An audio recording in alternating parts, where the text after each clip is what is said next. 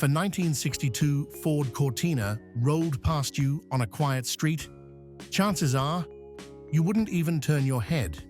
It looked ordinary, boxy, modest, nothing flashy, but that unassuming little sedan, it just might be one of the most clever and influential cars Ford ever built.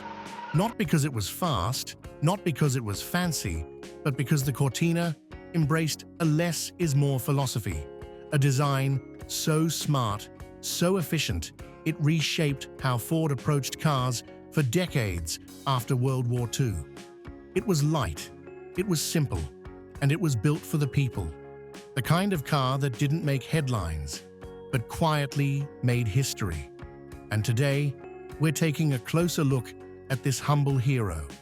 10 surprising, often overlooked facts that reveal why the 1962 Ford Cortina wasn't just another budget car, it was a global game changer. So stick around, because sometimes the most important machines are the ones hiding in plain sight. Let's start with the name. Cortina. Sounds a little fancy, doesn't it? Like something you'd hear while flipping through a European travel brochure. And that's exactly what Ford wanted. Back in the early 60s, most British Fords had names like Anglia or Zephyr. Functional, dry, forgettable. But Cortina? That had a different ring to it. Continental, upscale, almost exotic. Turns out it was inspired by Cortina d'Ampezzo, a picturesque resort town tucked away in the Italian Alps. Not just a playground for skiers and movie stars, it also hosted the 1956 Winter Olympics. Ford's marketing team figured if they couldn't build a luxury car, they could at least name one like it. And you know what? It worked. Buyers saw the name and thought, European flair at a working man's price. That little trick of branding turned a humble sedan into something that felt just a bit more special, right from the badge. And that sense of smart thinking, it didn't stop with the name. Ford wasn't just clever with branding, they were racing the clock behind the scenes too. While most automakers took 3, maybe 5 years to launch a new model, the Cortina went from drawing board to showroom in just 20 months. No shortcuts, just focus. Codenamed Project Archbishop, it was Ford's answer to rising pressure from the likes of the Morris Minor, Vauxhall Victor, and Hillman Minx. The task was urgent. Build a car that was light, affordable, and ready fast. So they reused what they could, kept the design clean, stripped away anything that wasn't necessary. The result? A car that launched on time, under budget, and went on to become Britain's best-selling car just a few years later. That sense of urgency didn't just shape the timeline, it shaped the entire car. And one of the clearest examples? Weight. While most sedans of the early 60s were getting bulkier, the Cortina trimmed down, way down. It came in at just 1,710 pounds, making it one of the lightest four-doors in its class. Ford's engineers followed a simple but radical idea: minimum metal, maximum space.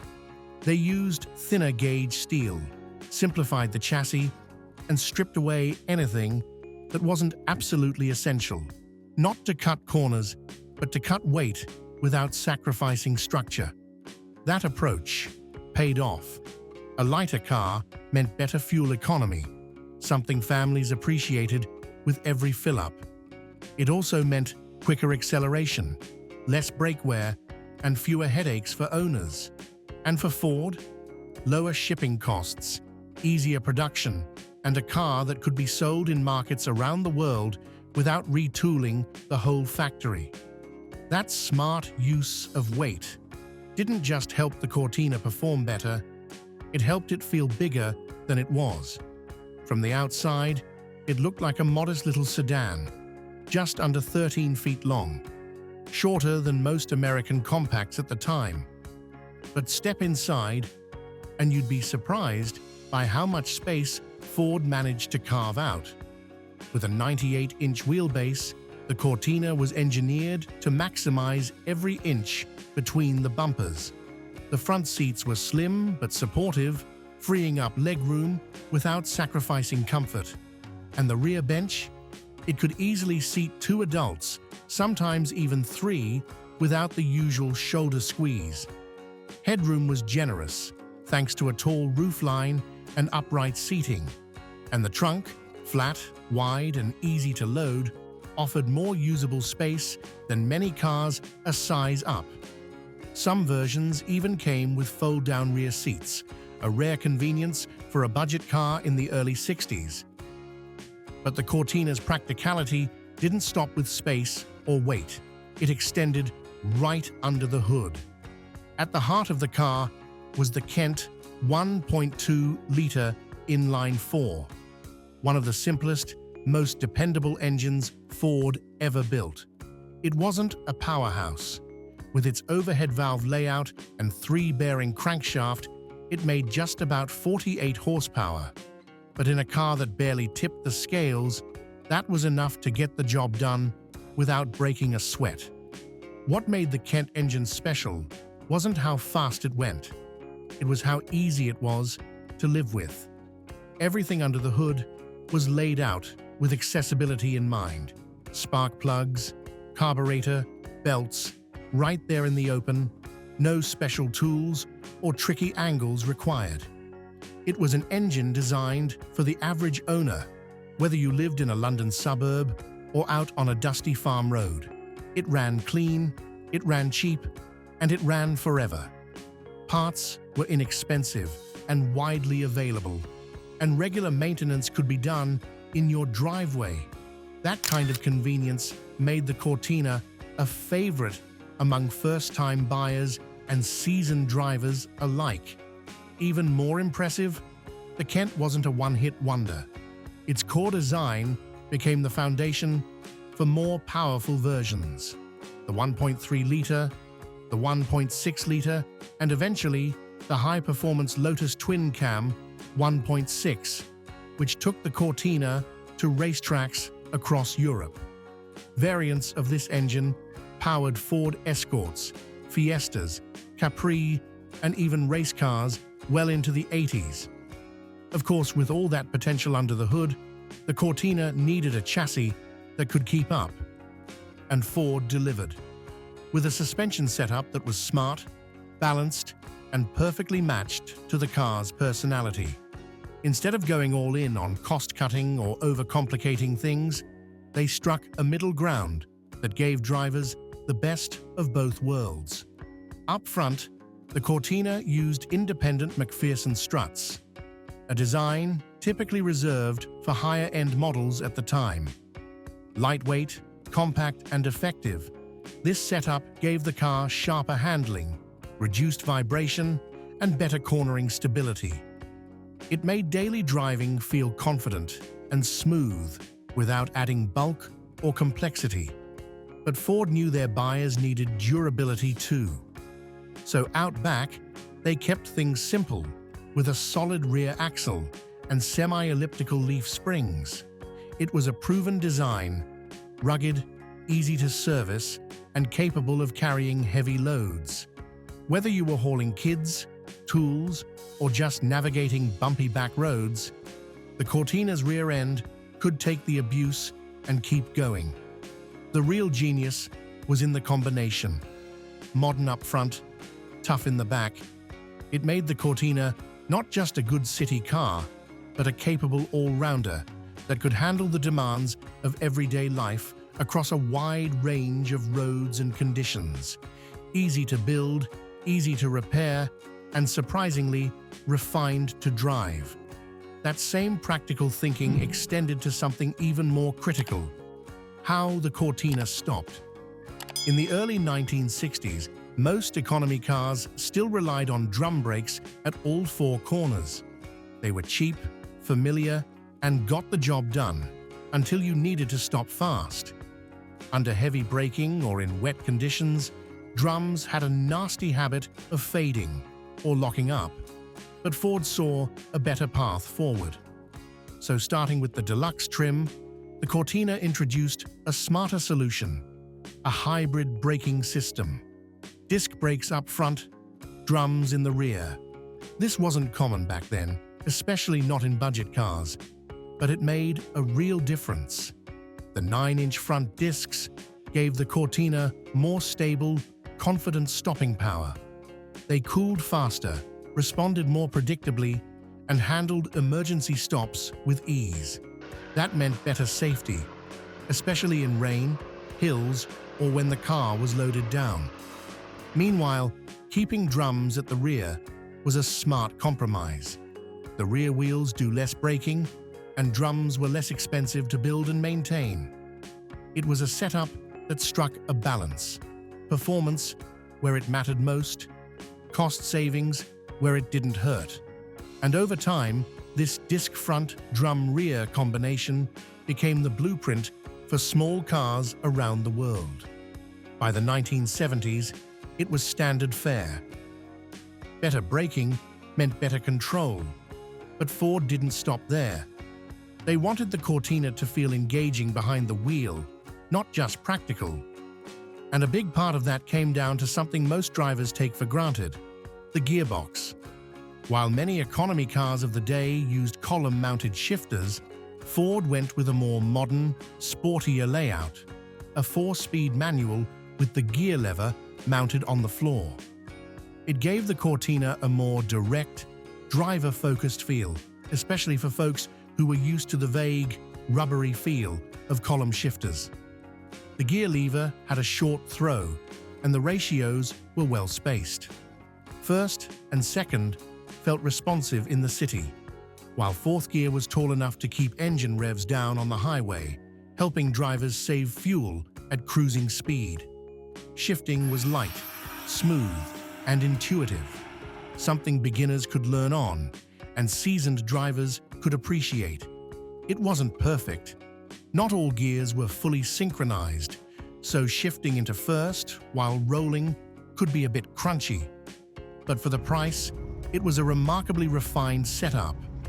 More importantly, it made driving the Cortina feel personal, like you were part of the machine, not just along for the ride.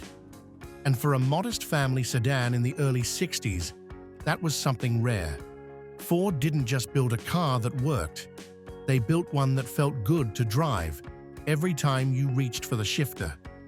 That same philosophy of simplicity extended into the cabin, especially behind the wheel. While many cars in the early 60s were busy loading up their dashboards with more dials, more switches, and more clutter, Ford took a different route with the Cortina. They asked a simple question: what do drivers actually need? The result was a clean, no-nonsense instrument panel that focused on essentials. Front and center sat a large, easy-to-read speedometer. To the right, a basic fuel gauge and a few warning lights for oil pressure, charging system, and engine temperature. No tachometer, no digital displays, no gimmicks, just the information you needed and nothing that would get in your way. The steering wheel, a simple, 2-spoke American-style design. Functional, sturdy, and easy to grip. Switch gear for lights and wipers. Mechanical toggles, not flashy, but built to last. And that was the point. Every part of the dashboard was designed to reduce distraction, lower cost, and minimize failure over time. And here's the beautiful part. Because there were fewer moving pieces, there was less to go wrong. Decades later, many Cortinas still have fully functioning gauges and switches. No cracked LCDs, no failed touchscreens. Just old-school hardware that does its job. But for all its practicality, the Cortina had one more surprise up its sleeve. Because in the hands of Lotus, yes, that Lotus, this modest family car became a motorsport legend. In the early 60s, Ford teamed up with Lotus founder Colin Chapman to create a high-performance variant that could compete in the booming world of touring car racing. The result? The Lotus Cortina, a machine that looked like your neighbor's grocery getter, but ran like nothing else on the grid.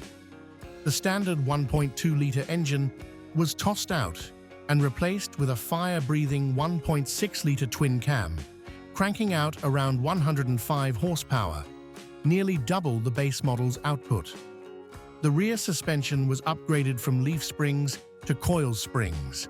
The chassis was reinforced. And yet the car still weighed just around 2,000 pounds. That meant it was fast, agile, and dead-on accurate through the corners. And it didn't take long to prove itself. Behind the wheel was none other than Jim Clark, Formula One champion, who took the Lotus Cortina to multiple victories in the British Saloon Car Championship. Suddenly, this humble little sedan wasn't just practical, it was dominant. More than just a racing success, the Lotus Cortina elevated the entire Cortina nameplate. It gave the lineup street cred, performance credibility, and a place in motorsport history. And it reminded the world that even the most ordinary-looking car could be extraordinary when built with vision, precision, and just the right amount of rebellion. The 1962 Ford Cortina was never the fastest car on the road. It wasn't luxurious. It didn't make headlines for its horsepower or high price, but it was something far more enduring. A smart, honest machine that quietly shaped the future of affordable motoring. From clever engineering to a racing pedigree, the Cortina proved that a well-built, ordinary car could leave behind an extraordinary legacy. Have you ever driven one? Or maybe spotted a Cortina tucked away in a neighbor's garage, forgotten but not gone? We'd love to hear your story. Drop a comment below and tell us your memories, because these cars may be simple, but the moments they create are anything but. If you enjoyed this deep dive or learned something new, give the video a like. Don't forget to subscribe and ring the bell. There are still plenty of classic machines waiting to be rediscovered. We'll be here to tell their stories, one legend at a time.